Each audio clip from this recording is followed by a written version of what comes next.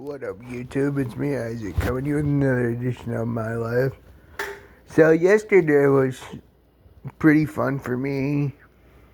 Well, actually, all days are fun for me, but most of them are just fun my way. So, Mondays are usually my fun day because that's when my mom's off. But that's not what this video is about. This video is another installment in my Adventures of Megaman. So, after I got my Switch back, I've had my Switch back for a couple of months now. But after I got my Switch back, I forgot where I had put my copy of Mega Man for a while, which is why you guys didn't get a Adventures of Mega Man video for a while. But yeah, so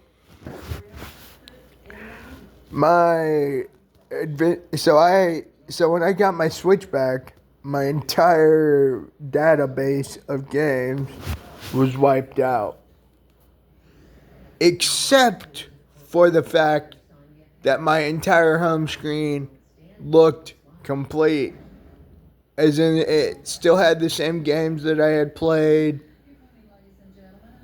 in the same list, in the same order of when I played them. That includes Hulu on my home screen on my Switch. But that's neither here nor there. What sucked was when I put any of my games in to see if the data was still there, none of my data was there. But that left me in a quandary. As a gamer, I hate having to get my systems fixed, and I hate having to send them in, but I love when they get back. So my Switch gets here the day of the eclipse. I know that because that's when my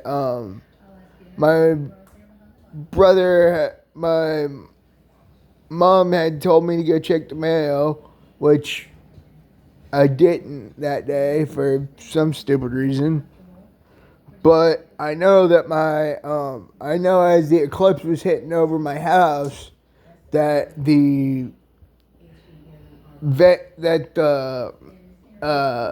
UPS, the mail people had been here. So a few minutes later,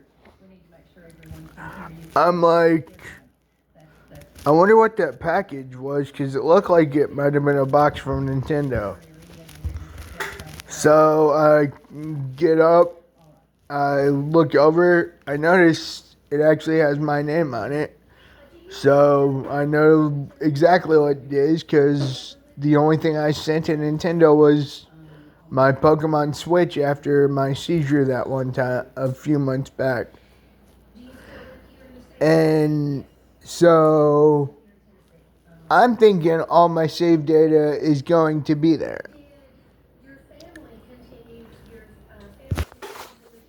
None of my save data was there.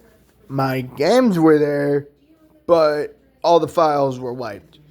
This leads me to playing Mega Man, which is the main game that I wanted to play when I got my main Switch back, because I was on a Mega Man Battle Network kick at the time. Hell, I still am. But yeah, so long story short, I am on the part of Mega Man Battle Network 1 where you're at the power plant. I'm just starting the power plant. I ended up beating Mega Man Battle Network 2 just a few nights ago. Thank God for that. And here's my review of 2. 2's just fetch quest after fetch quest after fetch quest with a mini boss battle, mini net battle at the end. I will not do a review of 3 until I actually get started with 3. Although 3 was probably the first game I got, which... Actually, wait. No, 3 was the... 3... Battle Network 3 was the first physical Battle Network game I remember I got. Because I remember thinking... Hey, new Mega Man game out. Why didn't I get the first 2? And then I remember thinking, oh yeah, I played the first 2 at camp and I just couldn't find them because the cartridges were that rare, in my opinion, or sought after. Either or. But yeah, my review of 2 is this. It's fetch quest after fetch quest after fetch quest after fetch quest after fetch quest with mini boss battles thrown in. I think the reason 2 is the way 2 is because the BBS board was first introduced into, and that's why it's basically just Job Quest meets Mega Man, in my opinion. At least that's my opinion of 2. Although I will say this about Nebula Gray. I've fought Nebula Gray twice. Once with, and I did that on purpose. Once with Buster Max just to see how fast I could do it, and once with Buster Max off and my battle chips. I will say this, I preferred just using my Buster Max because at the time I had 5 in attack and 5 in charge, which would have done 500 damage 50 damage if the Buster Max was off. It did 500 every shot because, well, Buster Max was on, and that puts your Buster damage at 100-fold or 10-fold or something like that. I'm not exactly sure on the mechanic. I just know my Buster does a lot more damage than it should. And yeah. So I took him out relatively simple. I took out Nebula Gray relatively simple with just my Buster. It was just, let's see, Nebula Gray had 2,000 points. His invincibility box thing was about 3 or 4 seconds after a shot. So there's that. So it took me less than a minute to take down Nebula Gray when I had Buster Max on. When I was using battle chips and dodging his attacks, it took me, I want to say, 20 minutes to take him on.